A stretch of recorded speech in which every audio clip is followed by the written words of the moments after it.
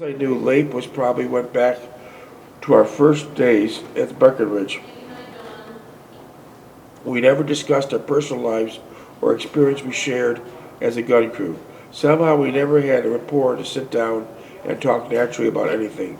Without any pretentious or straining to make conversation, I could talk freely to Finky and he would reciprocate, but I could not with Lape.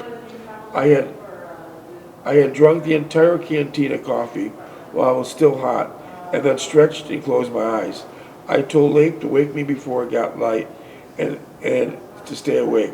He nodded and turned to the pier on the firing. In a few minutes I was sound asleep. The hot coffee has taken the chill away, and I felt warm all over, despite lying on the cold ground. I must have been asleep for several hours when I was awakened by a rifle fire and the pop of a flare gun going off. Lape said something about a German patrol being spotted and a rifle squad was sent out to investigate. Again, the distant fire of an M1 and the rapid fire of a BAR. I checked the gun to be sure it was not frozen, knowing that I could not fire it with friendly troops out there. We both were looking out, but we could not see anything. I checked my M1 to be sure it was not frozen, slammed it to the ground. Would they freeze, John? How your M1? Did that freeze a lot? I didn't carry an M1. I carried a carbine. Did it freeze? M1 was too big, too heavy for us. Did it freeze? M1 was for rifle companies. Did it freeze? Did it freeze? Yeah. No, they wouldn't freeze, no. And I put Unless you dropped it, left it in the snow, it'd freeze over. No, I had a carbine. I put on the safety on. Lape was, with his 45, would be useless unless they were in the bunker with us, and then it would be too late. So Lape always liked that 45 then, right? Who? Lape. He always liked that pistol, that 45. Lape was a gunner, and his self-armament was a pistol belt. But a lot of them had a sling on their shoulder for a carbine. But you said they didn't trust that 45. The 45 was inaccurate as hell. But they had the carbine. That carbine had 50 clips in there. That was good. A red flare. And it was light. It was light. But it sounds like this Lape is always playing with his 45. It sounds like, many paragraphs you said Lape is a 45 with him. 45 what? Pistol. He was a gunner. That was his OT. His operative for a gunner was a 45. He couldn't carry a rifle because he had half the machine gun. So all he had was on his belt. Did you know the difference between American sounding rifles and German sounding? Oh yeah. What was the difference? Velocity and the sound. What would be more noticeable, Germans or Americans? Well, you knew the Americans, you knew the Germans after a while. You knew what. Then the French was there, British were there. So you had a pretty good idea of who was firing the guns. That's amazing. Yeah. By the I never sound. would Yeah. even think of that. By the sound, right? Yeah. Okay. Wow. All you know, they were firing and shooting at you. I released the safety on my M1 and the sounds got more intense. I could make out several figures coming towards us. A voice shouted out, "Don't fire, second squad platoon coming in." I could now make out a dozen figures slowly moving towards us. "Take it easy, guys, the Crouch are long gone." The lead figure muttered as he passed the bunker. They were headed for the kitchen and some hot coffee, not even saying if they had encountered any Germans or if they had any casualties. I was thankful for the remark they made about the Germans being out of the sector. At least the rest of the night would be quiet and we could get some rest. So they told you that the Germans were gone, so you were able to get some rest that night. The soldiers were gone? Yeah, Germans? Yeah, for that night. The rest of the night was just that, uneventful and quiet. I felt rested, having slept several hours, and wondered if the kitchen would be serving any breakfast. Yeah, at breakfast you love the best, don't you? What? Breakfast is your favorite meal, right? Breakfast? Yeah. If you get it, yeah. But it's just today, in today's life, breakfast you like the best, Oh, right? yeah.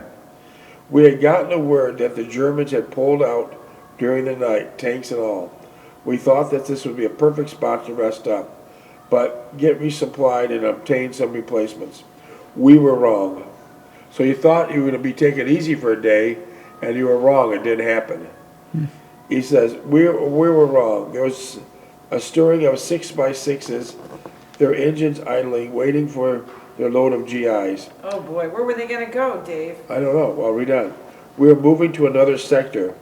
We knew that the Germans were being routed and their counter offensive has been crushed.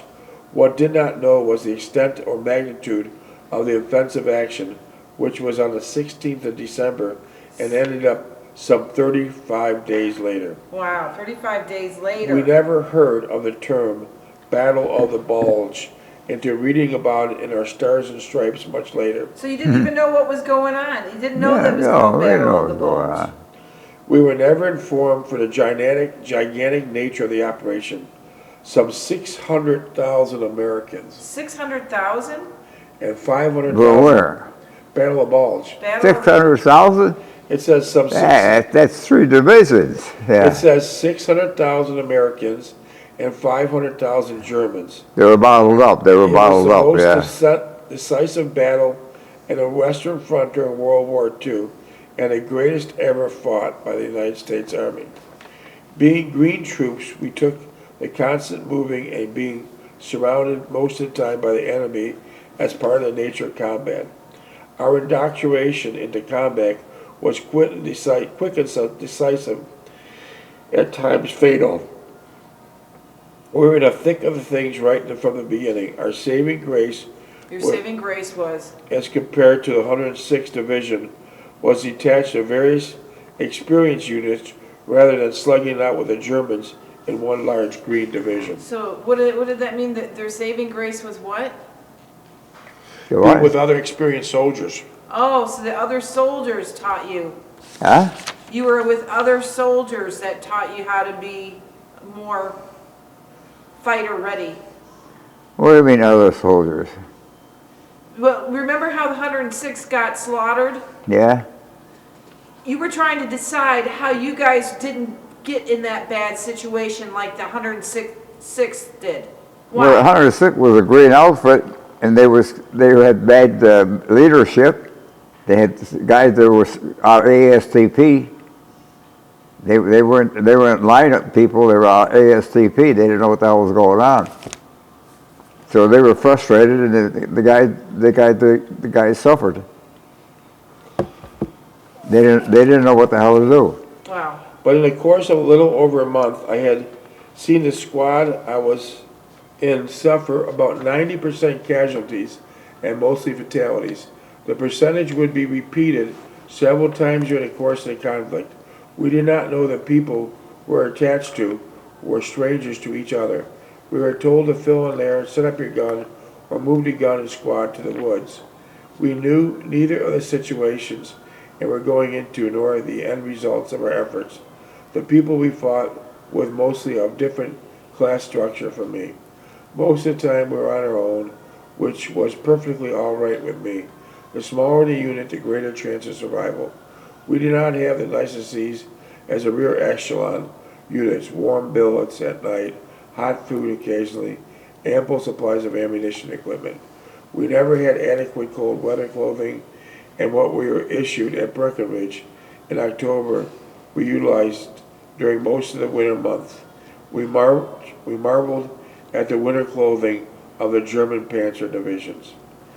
For the first month in combat we received mail, which was to be expected, nor we received no mail, nor did we have an opportunity To write anybody? to send out any. Wow. Well, I sent out 50 emails out. Yeah. We never taken off the line in the rear area for showers or warm place to thaw out, but were constantly in the midst of mortar barrages, making every present Tiger tanks. We endured the worst